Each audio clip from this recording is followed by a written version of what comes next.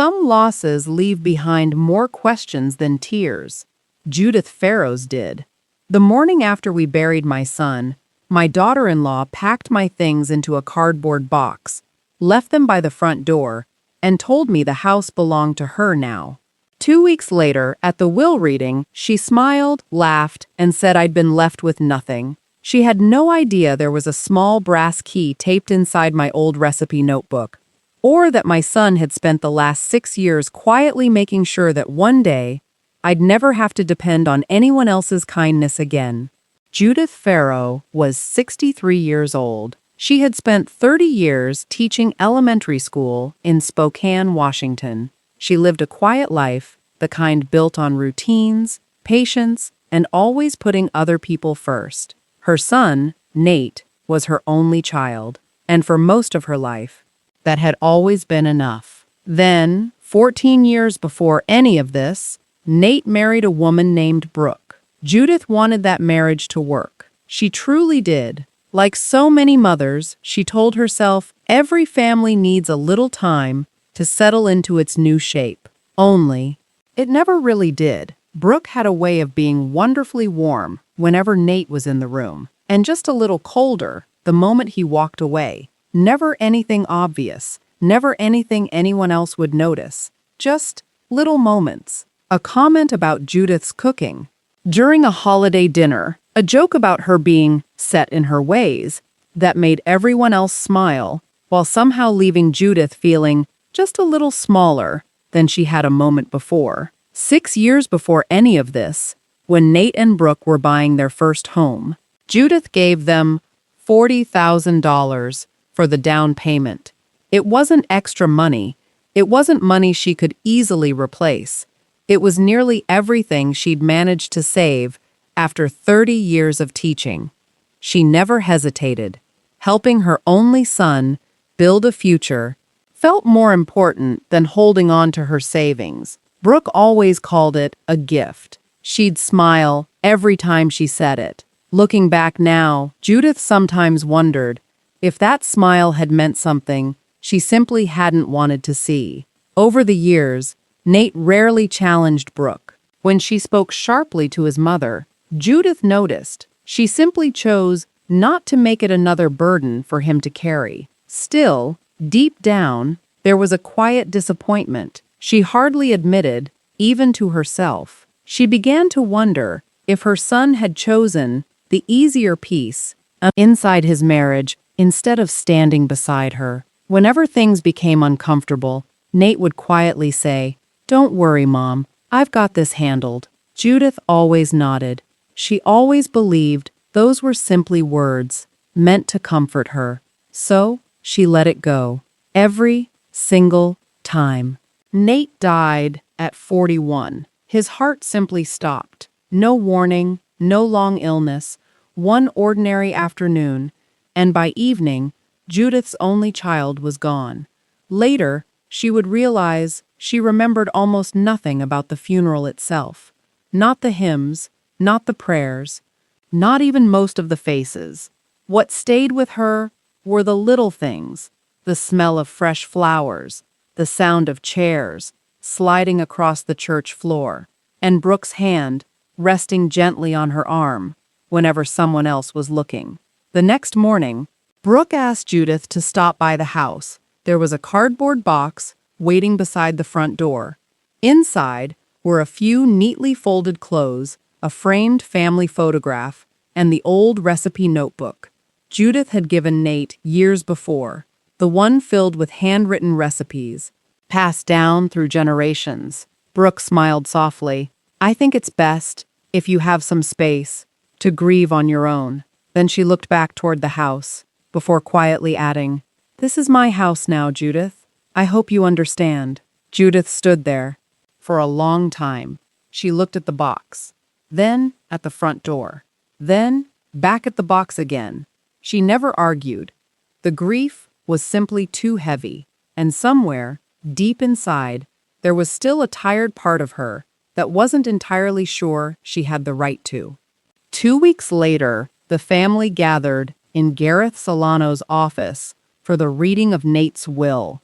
Gareth had handled Nate's legal affairs for years. He was a careful, quiet man who spent most of the meeting looking down at the papers in front of him, instead of at the people sitting around the table.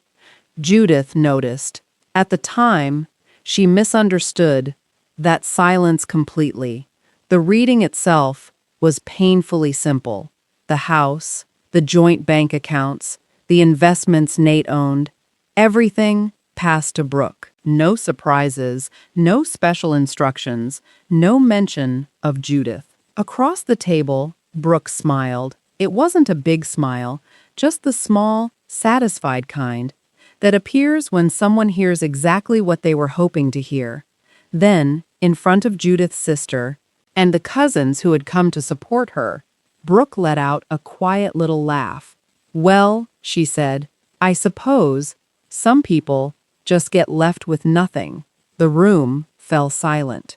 Judith looked at Gareth. She wasn't expecting him to change the will.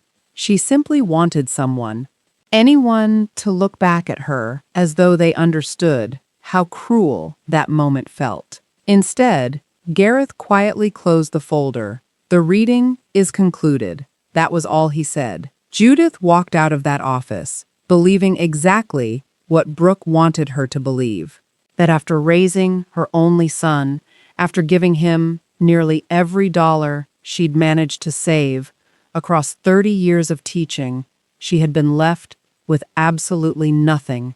And somehow that hurt even more than being handed the cardboard box. For the first few weeks, Judith stayed with her sister. The cardboard box sat quietly in the guest room for days before she finally found the strength to go through it. Most of what Brooke had packed was exactly what she'd expected: a few neatly folded clothes, a framed family photograph, and the old recipe notebook Judith had given Nate years before, its cover worn smooth by countless hands, its pages filled with recipes that had belonged to mothers, grandmothers, and Sunday family dinners, long before Nate was ever born. She almost closed it again. Then one evening, while looking for her own mother's biscuit recipe, she turned to the back cover. Something caught her eye: a small strip of yellowed tape. Carefully tucked beneath it was a brass key. Behind the key was a folded piece of paper in Nate's handwriting. Her hands trembled as she unfolded it. It read, "For when you need this most. Cascade Trust, Spokane Branch. Ask for the box under my name. Love, N." Judith sat there, on the edge of the guest bed, for a very long time. The key rested quietly in the palm of her hand, and for the first time in 6 years, she found herself thinking about every single time Nate had smiled gently and said, "Don't worry, Mom, I've got this handled." Until that moment, she had never believed him, not even once. The following morning, Judith took the brass key to Cascade Trust. She explained where she'd found it. She showed them Nate's death certificate. And then she waited. The branch manager disappeared into the back for several long minutes before returning with a quiet expression Judith couldn't quite read. He asked her to follow him into a small private office. A few minutes later, Gareth Solano walked in. For just a second, Judith wondered if something had gone wrong. Instead, Gareth quietly took a seat beside her. The bank officer unlocked a safety deposit box. Inside were several neatly organized folders. The first contained bank records. 6 years earlier, almost the exact same week, Judith had given Nate $40,000 toward the down payment on his first home. Nate had opened a payable on death account in his name alone. Judith was the only beneficiary. It wasn't connected to his marriage. It wasn't part of the estate, and it would never pass through the will. Every month, for 6 years, Nate quietly moved part of his paycheck into that account. Sometimes a little, sometimes more. Never enough to attract attention. Always enough to keep building. The final balance sat quietly at the bottom of the last statement. $210,000. Judith stared at the number for a very long time. She wasn't thinking about the money. She was thinking about what 6 years of quiet planning must have looked like. The second folder was even harder to read. Inside were dated notes, carefully written over the years. Every cruel remark Brooke had made, every holiday visit cut short, every family gathering where Judith had quietly been made to feel unwelcome. Even the times Brooke had intercepted birthday cards and delayed mail meant for her, Nate had seen it all. He'd simply never told her. Beneath those notes rested one final envelope. Across the front, in Nate's handwriting, was a single word. Mom. Judith reached for it. But before she opened the letter, Gareth finally spoke. He came to me 6 years ago. His voice was quiet. He told me there was something that didn't belong inside his estate. Something that belonged only to you. He made me promise that I wouldn't tell anyone, not even you, unless you were the one who walked into this bank, carrying that key. Gareth looked down for a moment before continuing. I'm sorry about the will reading. I know what you must have thought of me. He gave her a small, tired smile. But that wasn't indifference, Judith. I was simply keeping the promise your son asked me to keep. Before we go any further, I want to pause for just a moment, because I think this is the part of Judith's story that stays with people the longest. Not because of the money, not because of the key, but because of the realization that someone you quietly believed wasn't standing up for you had actually been standing between you and the worst of it all along, without you ever knowing. If stories like this are the reason you keep coming back, I'd be grateful if you'd subscribe. It lets me know these are the kinds of stories worth telling. Now, let's go back to that small office at Cascade Trust, because Judith was about to read a letter that would change the way she remembered her son forever. Judith unfolded Nate's letter with hands that still hadn't quite stopped trembling. It wasn't long. That was always Nate. He never used more words than he needed. He told her he'd seen far more than she'd ever realized. He wrote that the account had begun the same year she'd given them the money for the house. The moment Brooke started talking about that gift, as though it erased every obligation they would ever owe his mother, he knew he needed to make sure Judith would never be left vulnerable again. He told her he was sorry. Sorry that he hadn't found a way to tell her while he was alive. He admitted that living with Brooke had taught him something painful. Sometimes, telling the truth came with a price that felt bigger in the moment than keeping it hidden. Then came the words Judith would read over and over again for years afterward. Please don't ever feel guilty for doubting me. I always knew exactly what it must have looked like from where you were standing.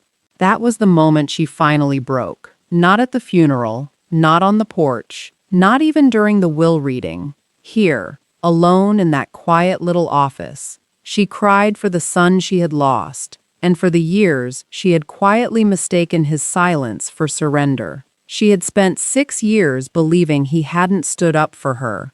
Now she understood he had simply chosen strategy over confrontation. Before she left the bank, Judith turned to Gareth. I'm sorry, she said softly. I judged you. Gareth smiled with the kind of tired kindness that only comes from finally laying down a burden you've carried for far too long. You don't owe me an apology, he said. Watching you walk out of my office after the will reading, believing your son had left you with nothing. That was one of the hardest afternoons of my career. He paused. I'm just grateful I don't have to carry that silence by myself anymore. Judith never wanted a public confrontation. She'd spent too much of her life living through quiet humiliations to believe healing could come from creating another one. A week later, she asked Brooke to meet her at a small coffee shop. Just the two of them, no family, no lawyers, no raised voices. She carried only a single folder. Inside were copies of the bank statements and a handful of Nate's dated notes. Nothing more. Once they were seated, Judith gently slid the folder across the table. "Nate started this 6 years ago," she said quietly. "He saved $210,000. Not for himself, not for you, for me." Brooke looked down. She opened the folder. At first, she read silently, then another page, then another. Each one carried Nate's handwriting. Each one recorded a moment he had quietly witnessed. The holiday dinners, the shortened visits, the little remarks, the loneliness his mother never knew he had seen. For several long moments, Brooke said nothing. Finally, without looking up, she spoke. "That money should have belonged to our marriage." Her voice was quieter now. "He hid it from me." Judith shook her head gently. "No." She waited until Brooke finally looked at her. "He protected it." A long silence settled between them. Then Judith spoke one last time. "He kept that money from both of us. The difference is, he kept it from me, and he kept it from you." Neither woman said another word. There wasn't anything left to argue about. Nate had already said everything that needed to be said. Families have a way of carrying news. At first, it moves quietly, one conversation, then another, and before long, everyone seems to know. It didn't take long for Brooke's version of the will reading to fall apart. Judith's sister had been sitting in that office.